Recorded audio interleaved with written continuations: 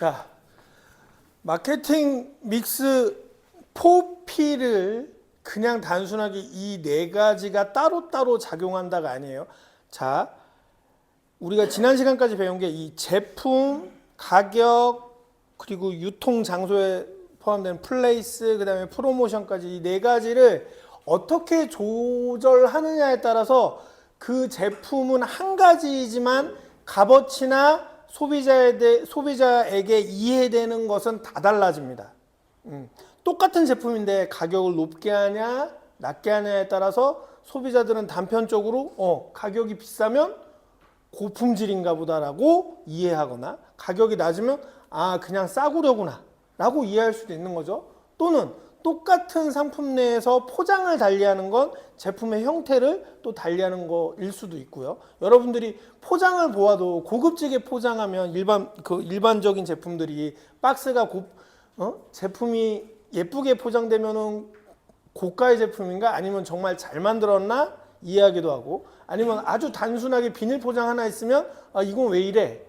제품이 아무리 좋아도 그렇게 이해할 수 있는 거죠. 그래서 마케팅 믹스 4P는 각각의 P에 해당하는 그 네 가지가 전통적인 그 마케팅 믹스 네 가지는 각각의 것이 따로 노는 게 아니고 이걸 어떻게 통합해서 조절하느냐에 따라 제품의 값어치를 다르게 차이나게 만들어준다.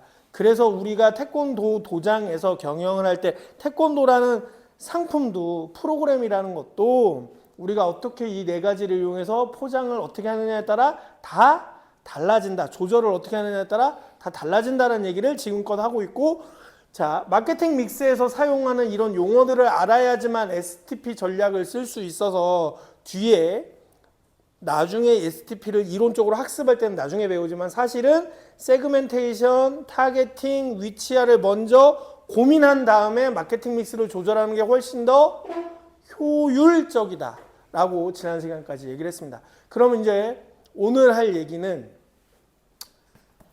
마케팅 믹스 4P를 벗어나서 최근 시대의 흐름은 이 P를 계속 확장하고 있다. 그러면 앞서 얘기한 것과 섞는다면 무슨 얘기냐? 마케팅에서 제품을 소비자에게 효과적으로 전달할 때 조절해야 될 장치가 4개가 아니고 최근의 흐름은 7개까지 보고 있다라는 거죠. 그 7개의 나머지 3개, 7개 중에 나머지 3개를 하나씩 볼게요. 첫 번째, 사람, 피플의 P를 씁니다. 자, 7P로 확장할 때 가장 중요한 것 중에 하나가 피플이에요. 가장 중요한 것 중에 하나. 자, 태권도장으로 치자면 관장, 사범, 차량 운행하는 운전자, 그리고 수련생과 접촉하는 나머지 모든 자원들, 인적 자원을 피플이라고 볼 수 있습니다. 즉, 우리가 팔고자 하는 직접적 제품은 뭐예요? 태권도 수련, 지도, 프로그램이야. 근데 이걸 전달하는 사람도 소비자는 그 사람을 누구라고 생각한다?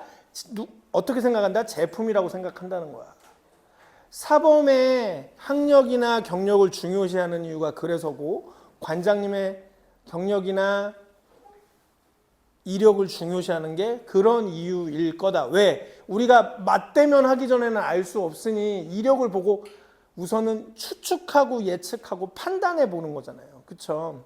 여러분들이 광고를 보고 제품이 이게 얼마나 좋은지를 예측하듯이 그 사범이나 관장의 경력을 보고 판단해 보는 거잖아. 그래서 재밌는 연구 결과가 하나 있어요. 선생님이 10여 년 전에 한 건데요. 이거를 아주 대놓고 공개는 못해. 왜? 대놓고 공개하면은 학교들이 난리 날까봐 대놓고 공개는 못하는데요. 우리 어차피 내 수업이고, 그리고 우리 동문들, 제자들, 후배들 데리고 하는 수업이니까 공개를 할게요. 뭐냐면 선생님이 이런 논문을 쓴 적이 있어요. 2012년도에 대학교 동문 계열 도장의 브랜드가 과연 학부모들의 구매 만족과 이용 만족과 재이용, 재등록에 영향을 미칠까라는 걸 한 적이 있어요. 설문조사로. 그래서 어느 학교 동문도장 다니나요? 다 표시하고, 그러니까 블라인드이긴 하죠. 근데 H, K, Y 해서 해봤어. 어떤 결과가 나왔을 것 같아요? 우리 쪽에 좋은 결과가 나왔어요. 우리. 우리 쪽이 좋은 결과. 내가 어차피 이게 올라가니까 영상을 올려놓으니까 더 심각하게 얘기할 수는 없고 우리 쪽에 좋은 결과가 나왔어. 그래서 도장을 운영하시는 관장님들이 뭐 좀 이렇게 얘기하면 급을 나누는 것 같아서 오해의 소지가 생길까 봐 그렇지만 만약에 학력이나 지연이 안 좋을 경우에 계속 학력을 올리려고 대학원을 오고 대학원에 석사과정을 오고 박사과정을 오는 이유가 그런 거를 이미 관장님들은 경험으로 알고 있다는 거야. 그리고 지난 시간에도 한번 얘기를 했지만 학부모들의 학력 수준이 올라가고 있어요. 그러다 보니 우리나라는 참 독특한 문화가 여러 가지가 있죠. 뭐 우리나라 특히나 뭐 갑을 관계니 뭐니 해서 조금이라도 내가 상대방보다 수준이 높고 돈이 많고 한다고 그러면 좀 이상한 현상들이 좀 있잖아요. 그런 걸 생각해 보면 도장에서도 충분히 여러분들이 MT 가 있을 때 여기 MT 가서 못 온 사람들은 모르겠지만 그날 여기 나온 사람들은 얘기를 한 게 있어. 그런 것 때문에 학부모랑 상대하는 거, 상담하는 거, 대화하는 게 다 힘들어. 근데 그 이유 중에 하나가 뭐라고 그랬죠? 학부모들이 교육 수준이 올라가고 경제 수준이 올라가고 문화 수준이 올라가니까 과거에는 태권도장 관장님, 사범님이 동사무소 동장 아니면은 교장 선생님 정도의 파출소장님 정도의 그러니까 지구대 소장님 정도의 지위를 가졌다라고 생각하고 학부모님들이 관장님을 높게 존대해 줬는데 지금은 그러지 않는다는 거야. 내가 학원비 냈는데 당신은 서비스업 하는 사람이지 이렇게 생각한다는 거예요. 근데 그런 것들을 상쇄화하는 게 뭐냐? 저 인적 자원의 people이라고 정리되는 7P 중에 5번째 people이라고 정리되는 이 인적 자원의 경력, 영향력 등도 마케팅 믹스에 포함된다는 거야. 이런 경험 있지 않아요? 식당에 갔어. 밥을 맛있게 먹는데 뭐 욕쟁이 할머니 있는 순대국밥집하고 다른 얘기야. 밥을 먹으러 갔는데 종업원이 까칠해. 다시 가고 싶어? 안 가고 싶어. 최소한 저 종업원에 대해서 사장한테 좀 이상해요 라고 그렇게라도 말을 하고 갈지언정 다시는 오기 싫다고. 선생님도 그러거든. 선생님은 아직 자녀가 없어서 결혼한 지 오래됐지만 자녀가 없어서 선생님 와이프랑 자주는 아니지만 밥은 주로 둘밖에 없기 때문에 재료를 사다가 만들어 먹으면 돈이 더 많이 들어요. 그래서 주로 나가서 사 먹거나 배달을 시켜 먹는데 나가서 사 먹을 때마다 식당 한 번 갔을 때 사장도 아니야. 종업원이 기분 나쁘게 하면 여기 오지 말자. 다음부터. 단돈 5,000원짜리 8,000원짜리 국밥을 먹을지언정 종업원이 기분 나쁘게 하면 오지 말자. 그리고 또 종업원이 일을 열심히 해. 그러면 와 여기 저 종업원 하나 때문에 장사 되겠네. 다음에 또 오자. 이렇게 되는 거야. 근데 태권도장은 안 그럴까? 사범들의 역할이 여러분들이요 모르겠어요. 이게 관장님의 관점으로 얘기될까봐 조금 이야기가 될까봐 조금 걱정스럽긴 하지만 여러분들이 사범으로서 일한다는 게 그냥 월급 받고 나 돈 벌고 나 그냥 먹고 사는데 필요한 거야 이렇게 단순하게 생각하지 말고 거기서 성장해서 발전해서 무언가 배워서 내 걸 차리기 전까지는 그 도장의 구성원으로서 내가 하는 역할을 잘 해야 된다라고 생각하고 좀 하는 게 좋지 않을까라는 생각이에요. 결국에 본인은 관장 안 될 것 같아? 도장을 꾸준히 하게 되면 도장을 꾸준히 다니다 보면 그리고 그 환경에서 자기가 가지고 있는 100% 자기 능력이 발휘된다고 생각하면 언젠가는 도장을 차릴 거 아니에요. 그럼 똑같은 상황에 겪게 되는 거야. 어렸을 때부터 부모님한테 많이 듣던 얘기 있지 않아요? 너도 결혼해봐라. 너도 자식 낳아봐라. 그런 얘기 듣지 않아요? 똑같아. 그런 상황이야. 자, 사범 생활을 하는 동안에 나의 역량이나 나의 그 학부모를 대하는 그런 태도가 결국에 본인한테 언젠간 필요한 거고 그것이 우리 도장을 잘하게 되면 잘 성장하게 만든다면 내가 사범일지라도 월급이 올라갈 수 있겠지. 그치? 그런 마음가짐으로 하는 게 좋지 않을까라는 얘기를 하면서 이 7P에서 피플이 얼마나 중요한지 얘기를 하는 겁니다. 그래서 최근에 뭐 이거는 다른 해답은 없어요. 결국에 아무리 작은 회사라 한들 아무리 작은 가게라 한들 사장이 있고 리더가 있고 밑에 구성원이 있다면 내부 교육을 철저히 해야 된다는 거예요. 매뉴얼을 정해놓고 프로토콜을 정해놓고 우리는 이럴 때는 이렇게 하자, 저럴 때는 저렇게 하자라고 교육을 꾸준히 해서 그걸 일관성 있게 만드는 거. 그래서 관장님한테 갔을 때랑 사범님한테 갔을 때가 얘기가 달라지면은 어떻게 되겠어? 맨날 전화 와서 관장님 안 계시는데요. 그럼 관장님 오고 나서 전화할게요. 그럼 사범의 역할이 사라지는 거잖아. 그렇게 하다 보니 사범들에 대해서 학부모들은 관장보다도 더 낮게 보게 된다고. 그래서 이거는 우리 관장님은 그렇게 안 하니까 어쩔 수 없는 내용이 아니고 본인이 자기의 역할을 그렇게 만들 필요도 있어요. 만약에 여러분 그거를 우리가 이제 좀 더 고차원적인 얘기로는 뭐라고 그러냐면 셀프 리더십이라고 그래.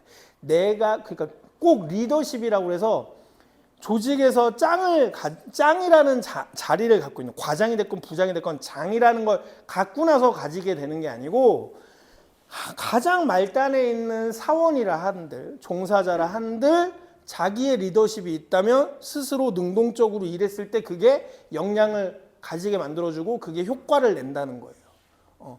이게 여러분들이 이런 리더십 얘기는 잘못하면 꼰대 소리 들을까 봐 내가 잘 안 하려고 하지만 이론적으로 증명이 된 거예요. 본인이 스스로 능동적으로 하는 것이 아무리 밑자리에 있을 때라도 그걸 능동적으로 하는 사람이 분명히 좋은 성과를 가져오고 그게 결국에 자기의 것이 된다라는 거야. 선생님도 실제로 그런 경험을 조금은 갖고 있어요. 선생님은 여러분들처럼 학부 때 태권 도장에서 파트타임 사범만 한 게 아니고 수영장에서 수영 강사도 했었고요. 웨이트장에서 웨이트 강사도 했었어요. 다 해서 솔직히 그 시절엔 자격증이 없어도 체육대학 다니고 있다 그러면 공부를 해서라도 하라고 막 시켜줬었어. 왜? 비용이 싸니까. 선생님 하루에 4시간 일하고 그때 당시에 25년 전, 26년 전에 하루에 4시간 일하고 4시간 일하는데 타임은 3시간 들어갔거든요. 1시간은 허드렛 일했어. 지금이야 세탁기들이 좋아서 괜찮지. 예전에는 다 세탁기 돌린 다음에 다 젖은 빨래 그거 탈수기 돌린 거 옥상 갖고 가서 수건 널고 해갖고 스포츠센터에서 쓰는 수건 있잖아요. 직접 빨고 널고 했거든요. 그거 일하는 게 1시간이 있었고 그렇게 해서 4시간 일하면 45만 원 받았거든요. 일주일에 4일이라고. 월, 화, 수, 목 일주일에 4일이라고 40만 원 받았어요. 4시간씩. 그랬는데 그때 어떤 경험이 있냐? 선생님이 열심히 내 일처럼. 왜냐면 나는 그런 생각이 있었어요. 내가 일은 하고 있지만 이거를 잘하면 내가 배운다는 생각이었어. 내가 내 거 차릴 때나 뭐 할 때나. 근데 그렇게 열심히 하니까 그 회원으로 나오시는 아주머님들이 내 전공이 뭔 줄 알고 그때 이제 꼬마 아이들을 자녀로 둔 엄마 회원들이 스포츠센터에서 우리 막내 선생님은 도장 안 차려요? 그럼 다 데리고 갈 것 같은데 막 그랬어. 근데 그게 결국에 자기 거라는 거야. 내가 능동적으로 일한 게 내게 되는 셀프 리더십이라고 쉽게 얘기할 수 있는데 결국에 선생님은 그거를 실현하지 못했으나 사람들이 나를 뭐로 생각하는 거야? 마케팅 믹스 중에 하나로 생각해주고 있는 거죠. 그쵸? 그래서 근데 이거는 별거 없어요. 이걸 뭐 어떻게 잘한다 못한다에 다른 문제가 없고 리더든 리더가 아니든 구성원이든 짱이든 간에 내부 교육을 통해서 일관화시키고 일관성 있게 만들고 프로토콜 매뉴얼을 만들어서 똑같은 품질을 너가 짱이 됐건 짱이 아니건 간에 똑같이 줄 수 있어야 돼. 그러면 관리가 되고 운영이 될 수 있다라는 겁니다. 그래서 최근에 이 마케팅 믹스 4P에서 확장했을 때 첫 번째 요소, 5번째는 뭘 보고 있다? people, 인적 자원. 그 내부에서 인적 자원도 제품이 될 수 있다라고 보는 겁니다. 마케팅 믹스의 하나로 볼 수 있다. 그런데 이건 그만큼이나 단점이 있어. 조금이라도 잘못하면 바로 효과가 나타납니다. 가격은 낮추면 바로 구매할 수 있는 동기가 생기듯이 사람이 잘못하는 순간 바로 떨어져 나가는. 우리가 뉴스에서 태권도장 관련 소식들 많이 보죠. 운전하고 사범님이 가다가 아이 내려줬는데 아이 다 내리지 않았는데도 출발해서 사고 나고, 그리고 최근에 많이 뉴스 봤죠. 뉴스에 나오는 거. 아이 자기 기분 나쁘다고 어찌어찌 해서 애가 방치하는 바람에 사고 나고, 그쵸? 가격은 조금만 내리면 바로 수익으로 돌아올 수 있는 박리담의 형식이 가능한데 사람은 조금 반대로 조금만 실수하면 바로 손님이 고객이 떨어져 나가는 문제가 생깁니다. 선생님 아까 설명했잖아. 밥 먹으러 갔는데 종업원이 조금만 틱틱거려도 얘 다시는 안 와야지. 선생님이 뭘 크게 요구한 것도 아니야. 그냥 그 사람이 손님을 대하는 태도가 조금 나빠도 그 태도랑 사실 먹는 밥의 내용물하고는 관계가 없어. 근데 그 태도 때문에 다시는 안 와야지 된다고요. 그렇죠? 그래서 즉각적인 영양 변수가 될 수 있다라는 특징을 가진다. 그리고 그건 돈으로 환산할 수 없는 무형의 가치도 가진다. 아무리 도장이 허름하고 그래도 관장님이 사범님이 열심히 가르쳐주고 뭔가 마음에 들면 저기 최신식보다 여기 관장님이 마음에 들어 일로 갈 거야. 그렇게 될 수 있다라는 거예요. 우리가 허름한 노포를 찾아다니는 게 뭐야? 생각해봐요. 거기가 막 화려하고 되게 뭔가 인스타에 나올 만큼 사진빨이 잘 받아서 아니지. 맛있으니까. 허름한 식당인데 그런데도 불구하고 맛있으니까 간다고. 그렇죠? 결국에 사람이 만들어내는 제품이라는 게 어디서 뚝 떨어지는 게 아니죠. 사람이 만들어낸 제품이죠. 그래서 마케팅 믹스 포피에서 제일 중요한 건 제품이라 하는데 그 제품을 만드는 건 누구다? 사람이 만드니까 사람이 중요하다는 거예요. 사람이 중요하다. 자, 그 다음에 이제 그걸 전달하는 과정. 그게 개발돼서 생산돼서 뭐 아이디어를 내서 그게 손님한테까지 넘어가는 이런 과정들 또는 손님한테 넘어가서 관리되는 과정들. 도장이라면 이런 프로세스 아까 내가 얘기했죠. 이 좋은 인적 자원이 뭘 해야 된다고? 매뉴얼과 프로토콜을 가지고 일관성 있게 끌고 가야 된다고 그랬어요. 그 부분 프로세스 과정이 매우 중요하다. 그런 경우들이 있어요. 뭐 프로그램 좋고 시설 좋고 다 좋고 뭐 비용도 적당해. 그래서 처음에 잘 보내. 근데 우리 아이가 거기서 지내다 보니 우리 아이가 뭘 잘하고 어떻게 하고 이런 것들이 투명하게 보여주질 않아. 그래서 학부모가 여기는 가격 대비 시간도 그렇고 여러 가지 괜찮은 것 같은데 우리 애가 어떻게 배웠는지 뭔지 몰라서 더 이상 못 보내겠는데? 라는 거. 선생님도 선생님 친구들이 지금 아이들이 다 중학교 정도 돼요. 자녀가 있는 친구들이 중고등학교 정도 되는데 좀 늦게 결혼해서 초등학교 아이를 데리고 있는 친구들이 선생님하고 이제 동창회 하면 맨날 만나서 물어보는 게 있어. 나한테 얘기하는 게. 선생님이 이제 태권도를 가르치고 있고 여기서 이렇게 수업을 하니까 친구들이 항상 물어봐. 야, 도대체 우리 애가 초록띠라는데, 뭐 빨간띠라는데. 집에서 아빠, 엄마는 궁금하니까 너 발차기 해봐 그러면은 저게 빨간띠가 하는 게 맞니? 저게 품띠가 저 정도밖에 못하는 게 맞아? 아무리 어려도? 그게 뭐냐? 분명히 17만 원, 16만 원, 15만 원을 내고 1년을 다니고 있는데 아이가 성장하는 게 그 운동 종목의 신체 능력이 기능이 성장하는 게 눈에 보이지 않는다는 거야. 그런 것들이 확연하게 돈을 내는 학부모들한테 확연하게 보일 수 있는 과정을 잘 만들어 주는 것. 지금 현재 태권도장들이 그걸 못 하고 있어요. 그냥 포장하고 얘기하고 가격을 낮추고 뭐 입지 조건 좋게 해서 당장에 많은 관원들을 모집하는 거는 굉장히 잘해. 근데 학부모들한테 우리 아이가 오늘 하루 뭐 했는지에 대한 과정, 한 달 동안 뭐 했는지에 대한 과정, 1년 동안 뭐 했는지에 대한 과정, 그리고 그 성과를 보여주는데 굉장히 인색해요. 근데 그것도 매우 중요하다. 여러분도 학교 다닐 때를 다시 생각해 봅시다. 중고등학교, 초중고를 다닐 때 성적 나면 매번 성적표가 나오죠. 그리고 학생 기록부에 생활기록부에 다 뭐가 어떻게 되는지 다 기록이 되어 있고 엄마 아빠가 볼 수 있죠. 다. 그렇죠. 근데 도장은 안 그렇잖아. 그렇죠. 그러니까 가성비가 좋다는 거 인정하는데 무슨 성과가 나는지 모르는 부분도 태권도를 점차 그 태권도 도장업이 교육 서비스로서의 하얀 곡선을 그리게 만든 이유 중에 하나예요. 이게 교육인지 학부모가, 돈을 내는 학부모가 인지를 못한다는 거지. 교육이라는 부분은. 교육은 항상 배우고 가르치고 평가해서 그 성과를 보여주고 피드백을 받아서 다시 교육이 시작돼야 돼요. 근데 그 과정에서 평가하고 피드백하는 과정이 빠져 있다고. 태권도는.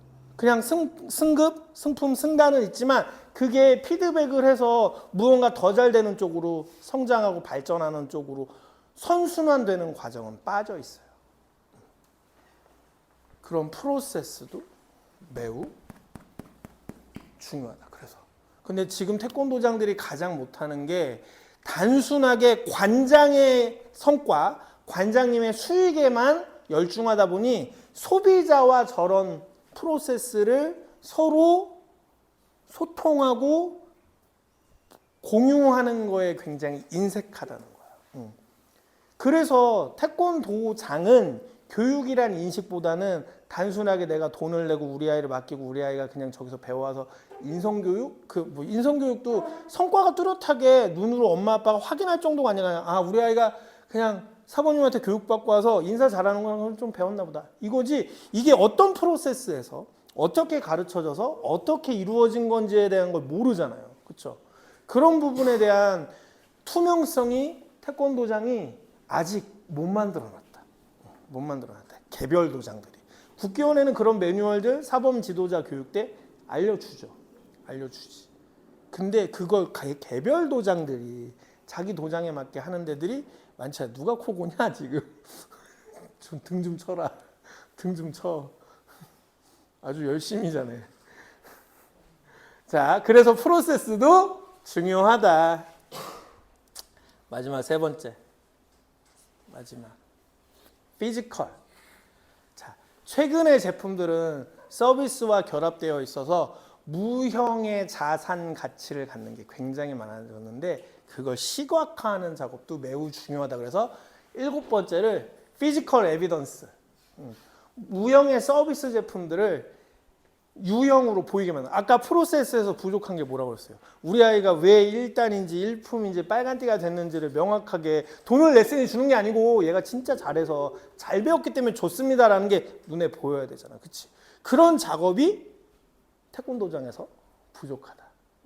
굳이 설명하자면. 그래서 요즘은 서비스업에서는 이 무형의 서비스를 어떻게든 시각적으로 확인할 수 있도록 만드는 작업들을 많이 합니다.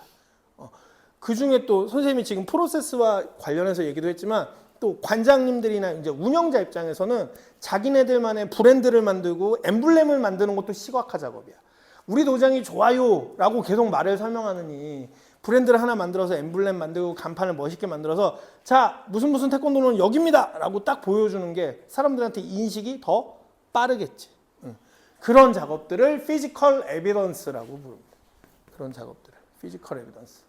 자, 그래서 앞서서 얘기한 프로세스와 결부되자면 자 수련 보고서나 영상들을 만들어서 꾸준히 업데이트해주고 업로드해서 돈을 낸 학부모들이 확인할 수 있게 해주고 또는 간판이나 이런 것들을 아주 잘 만들어서 눈으로 이 브랜드의 정체성이나 이런 것들을 확인할 수 있게 만들어주고 피지컬 에비던스를 만들어낸다. 그걸 정교하게 마케팅 믹스, 전통적인 마케팅 믹스 4개 포피랑 적용해서 만들어낸다라는 거. 그래서 7번째는 피지컬 에비던스의 P자를 써서 마케팅 믹스 7번째 P가 완성이 됩니다. 완성이 돼요.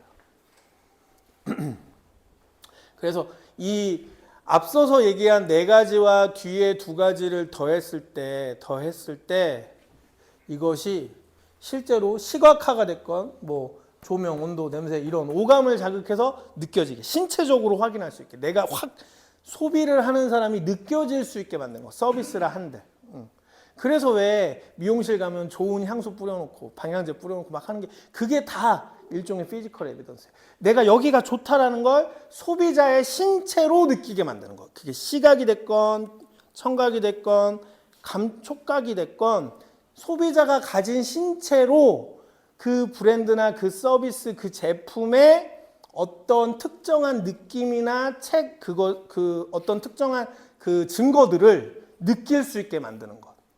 소비자의 신체 능력으로. 그래서 그걸 신체로 인지하는 게 왜 그렇게 하느냐? 신체로 인지하면 기억이 오래 남거든. 우리가 그런 말 하죠. 체득된 건 잘 빠지지 않는다고. 그치? 여러분들 품새 한 1년 안 배운다고 연습 안 한다고 해서 까먹어? 우리 태권도 하는 사람 항상 얘기하는 거 있잖아. 한 10년 안 했는데도 품새를 안 까먹어요. 머리는 까먹은 것 같은데 하라 그러면 한다니까? 몸이 기억하니까. 몸이 기억하는 건 무시할 수 없거든요. 근데 소비자들한테도 그게 필요하다는 거야. 저렇게 해서 체득하게 하면 쉽게 인지되고 쉽게 기억에 남고. 그래서 요즘 마케팅 믹스 중에 7번째는 피지컬 에비던스, 체득하게 한다. 눈으로 보게 만들던, 귀로 듣게 만들던, 코로 냄새로 맡게 하던, 소비자가 신체 조건을 가지고 체득하게 하는 것. 그 느낌은. 그래서 7번째 피지컬 에비던스라 부른다. 자, 그래서 이런 것들을 다 결합했을 때 MT 간 날 여기 있는 사람들은 들었는데 제일 힘든 게 학부모들하고 상대라고 하는데 그걸 우리가 굳이 용어로 표현하면 관계 마케팅이라 불러요. 소비자와 생산자가 어떠한 유대 관계를 가지느냐 그거에 따라서 마케팅의 성과가 달라진다라고 해서 그걸 학술적 용어로는 관계 마케팅이라 부르는데 자, 이 관계 마케팅은 심리적 유대감, 정서적 교감 활동 등을 통해서 장기적인 관계 유지의 목표를 가지고 있다. 물건을 잘 사준다 이런 문제가 아니고 그 사람이 어쨌든 내 옆에 오랫동안 있는 게 소비를 할 확률이 높아지죠. 선생님이 지난 시간인가 설명했던 것 같은데 나 어렸을 때는 상품 따고 나면 꾸준히 수련생한테 공짜로 다니게 만드는 거 그거 어쨌든 내가 거기에 붙어 있어야지만 내가 계속 다니던 내 주변의 친구들을 더 데리고 오던 뭔가가 일어날 거 아니야. 그쵸? 그것도 일종의 관계 마케팅인 거야. 너가 3년, 4년을 열심히 다녀서 상품을 땄으니까 넌 그런데 운동 능력도 있으니까 여기서 계속 공짜로 다니면서 힌트만 가르쳐줘라. 그러면은 관장님 입장에서는 보조사범 쓸 비용도 아끼고 그리고 그 어린 나이에 계속 다니고 있으니 학교 가서 너 학교 끝나는데 친구가 어디가 그러면 나 도장 가는데 그러다 그런 얘기를 계속 하다 보면 친구도 야 그냥 너 따라서 나 도장 가면 안 돼? 그럴 수도 있는 거잖아요. 그게 뭐야? 그게 관계 마케팅이야.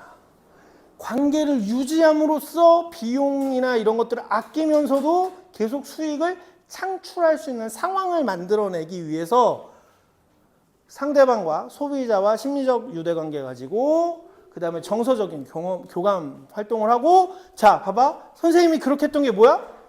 그 관장님은 나를 일종의 경영 파트너로 인식하는 거죠. 그쵸? 내가 그렇게 다님으로써 계속 다니면서 내 친구가 누구 하나 더 들어와. 내 친구 2명이 더 들어와. 3명이 더 들어와. 일종의 경영 파트너지 뭐야. 나 때문에 수익이 또 생기고 있는 거니까. 그쵸? 관계 마케팅은 관계 마케팅을 하는 대상이 나의 경영 파트너라는 인식을 해야 돼요. 그래서 이 친구가 잘 되면 이 친구가 열심히 하면 나도 잘 될 수 있다. 물론 이론적으로는 이렇게 써 있죠. 고객을 단순히 수입원이 아닌 수입원이 아닌이라고 이론적으로 써 있으나 이 행위 자체가 이 방법을 쓰는 것 자체가 사실은 수익원으로 생각하긴 한 건데 직접적 수익원은 아니지. 이 친구랑 잘 관계함으로써 주변에 들어오니까. 그쵸? 자, 그리고 최근에 와서는 이제 이렇게 하고 나면 특정 도장들은 또 유명해지면 자생력을 스스로 가지잖아. 동네에서만 하는 게 아니고 막 전국 단위로도 커지고 이런 것들이 이제 이 관계 마케팅을 통해서 가능해진다. 학부모랑 한다면 꾸준하게 지속적으로 정기적인 상담도 가지고 전화도 연락도 하고 특히나 좀 뭐 목소리 크고 그리고 동네에서 활동 열심히 하는 학부모들이 만약에 우리 도장에 있다 그러면 열심히 상담하고 미국 가면요. 미국에 여기 다녀온 사람도 있지만 미국 가면 관장님들이 어떤 학부모한테 신경을 쓰냐면요. 돈 많은 사람보다는 그 동네에서 관공서의 직업을 갖고 있는 공무원들한테 그렇게 열심히 해요.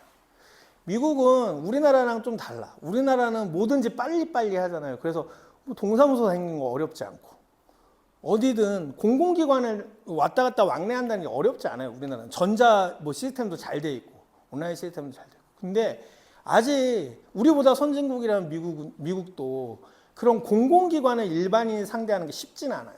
그 공권력이라는 것에 대한 권위가 아직도 매우 잘 살아있는 나라가 미국이어서. 그래서 관장님들이 개인의 필요에 의해서도 공무원 학부모들하고 잘 지내는 게 있지만 그 사람들하고 잘 관계를 맺어놓으면 우리 수련생 학부모 중에 무슨 문제가 생겨. 그러면은 이렇게 얘기해서 도와주면 안 될까요? 우리 학부모 중에 한 명이 당신 동료 학부모 중에 한 명이 어렵다는데 도와주면 안 될까요? 해결이 될 수 있는 문제들이 있죠. 그렇죠? 그래서 이런 심리적 유대감, 정서적 교감 활동을 학부모들하고도 열심히 해야 된다고. 그래서 동료 의식을 쌓는 것. 학부모 또한 경영 파트너로서 나와 동료다라는 개념으로. 동료다라는 개념. 선생님은 근데 국내 도장들 연구를 하다 보면 좀 아쉬운 건 뭐냐면 그걸 너무 마케팅으로 접근해. 그걸 너무 여기 오세요. 맛있는 거 있어요. 뭐 해드릴게요. 막 이러면서 마케팅으로 꼭 그냥 동네에서 마트에서 무슨 시식 행사 하듯이 내가 당신은 우리 손님인데 내가 좀 더 신경 써주니까 나한테 잘해. 같이 잘하자. 이렇게 대놓고 얘기하는 듯한 느낌이 너무 많다는 거야. 그게 조금 아쉬워. 우리나라 국내 도장들을 연구해 보면.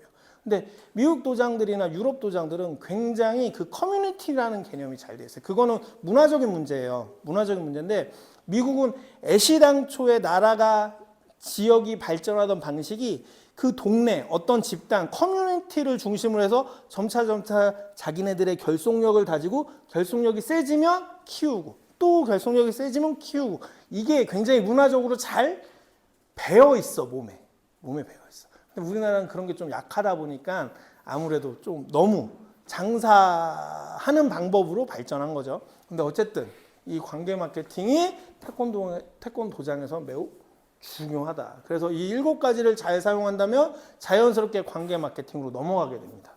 내 제품의 완성도가 높아지는 순간 이제 유지를 해야 돼. 그러기 위해서 가장 필요한 게 관계 마케팅. 사람하고의 정서적 유대관계, 심리적 유대관계, 그리고 형식적 유대관계를 어떻게 해서 소비자가 단순하게 서로 간에 판매자, 소비자로만 인식하는 게 아니고 동료 관계를 유지할 거냐. 동료 관계, 파트너 관계를 유지할 거냐.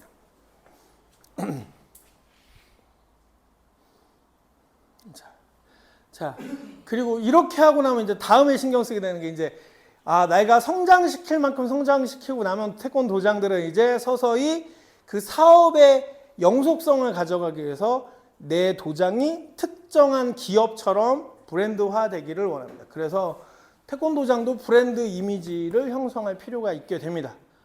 천천히 하나씩 단계적으로 시작되는 거예요. 처음에 브랜드를 딱 박아놓고 할 수는 없겠지. 물론 어떤 인식, 그 포지셔닝을 위해서 브랜드를 만들어 놓을 수 있는 그 눈에 보이는 브랜드 말고 체감되는 브랜드를 얘기하는 거야. 그런 이미지를. 그래서 주변 평판 관리하고 광고하고 직접 상담, 체험, 입간호, 교육 체감, 지역사회 무형 자산들과 잘 연계해서 함께 만드는 거예요. 학부모들하고 도장 수련생들하고 같이 의사결정하고 이런 거 잘 되는 게 태권도장에서는 입시 전문 도장들이 아무래도 학부모들, 수련생, 관장님이 의사결정을 함께하고 그런 부분은 꽤 잘 되어 있죠. 그래서 입시 전문 도장들이나 시범 전문 도장들이 대체로 특정 브랜드처럼 이렇게 발전하기 시작하죠. 자기네들이 알고 그렇게 만들진 않았을 거예요. 그런데 그 이론이 녹아 있어서 그 현상에서 자연스럽게 그렇게 넘어가게 돼요. 근데 이거를 우리가 배우는 이유가 뭐야? 우리가 그거 자연스럽게 넘어가려면 10년, 20년 걸려요. 근데 우리가 이걸 배워서 내가 그렇게 단계적으로 만들어 갈 수 있다는 거예요. 모든 회사들은, 기업들은 이렇게 만들어져요.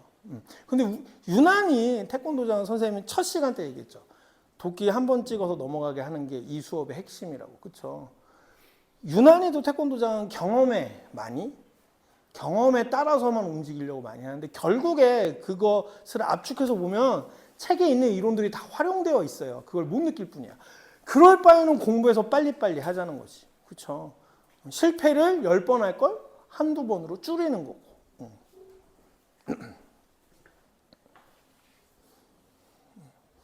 그래서 최근에는 태권도장에서 뭐 디지털 마케팅도 많이 쓰이고 이런 것들을 지금 여기 위에 이 앞장에 브랜드 이미지 형성 프로세스까지 만들어내기 위해서 여기까지 공부한 내용들을 위해서 뭐 SNS, 디지털 마케팅, 뭐 내부 마케팅 이런 것들이 이제 다음 시간에 계속 이어서 할 텐데 이런 이제 이론 그동안에 4주, 5주 동안 그러니까 OT 빼면은 4주 동안 배웠던 이론들이 실제로 디지털 마케팅, 스폰서십, 지역사회 공헌활동 등으로 다 확장되어서 이용됩니다.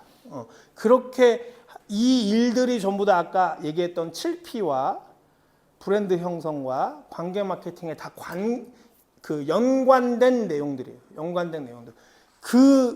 지금 이론들을 STP까지 그 이론들을 실천하기 위한 하나의 방법들로 통합 방법들로 SNS 디지털 마케팅, 지역사회 공헌활동, 내부 서비스 품질 관리 등등이 활용된다. 그래서 이제 앞으로는 사례를 위주로 배우면서 이제 실제로 어떤 그 마케팅 7P를 완성하는데 어떤 현상들이 나타나는지 아니면 실제로 어떤 사례가 있는지를 얘기할 때 이런 마케팅 기법들을 이야기할 겁니다.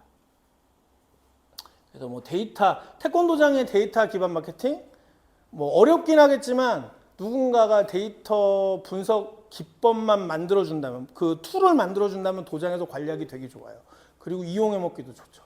도장에서 수련생 100명, 200명을 한눈에 모니터에서 다 볼 수 있다면 그런 그 교육의 수준이라던가 품질이라던가 이 아이가 어느 정도의 능력이 되는지를 모니터 하나로 볼 수 있다면 요즘은 많이 개발돼 있어요. 실제로 스마트폰 하나만 가지고 있으면 관장님이 잠도 안 자고 집에서도 모든 우리 수련생들이 어떻게 하고 있는지 다 모니터링 할 수 있는 어플까지 다 개발되어 있어. 비용의 문제일 뿐. 이런 것들을 이용하는 방법. 지금 선생님이 이번 학기 동안 여러분들한테 가르치는 여러 가지 기법들이요.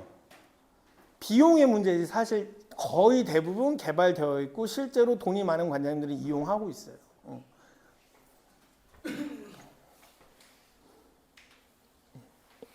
그리고 선생님이 강조하는 것 중에 하나가 태권도도 결국에는 지금의 스포츠 시장처럼 뭐 AI나 아니면 디지털 전화로 이루어질 테지만 핵심은 선생님이 생각하는 거예요. 체육은 스포츠는 완전하게 100% 로봇이나 AI가 이끌어가진 않을 거예요. 그건 확실해. 선생님이 얘기하는 건 분명히 선생님의 의견이기도 하지만 선생님 거의 확정적으로 얘기할 수 있는 건 그렇다고 해서 스포츠를 AI나 로봇가 대신할 거라고 생각하지 않아. 보조적 수단일 거예요. 그러면 그 보조적 수단을 태권도장에서 어떻게 이용할 거냐에 대한 얘기도 이제 앞으로 남은 시간 동안 이야기를 하게 됩니다. 자, 이렇게 해서 우선은 태권도장 경영하고 마케팅에서 반드시 배워야 될 이론은 학문적 이론은 다 끝났어요. 이제 학문적 이론은 실제로 이제 다음 시간부터는 사례 위주로 이 이론들이 어떻게 실제 사례에 이용됐는지를 배우면서 여러분들이 적용할 수 있도록 도와줄 겁니다.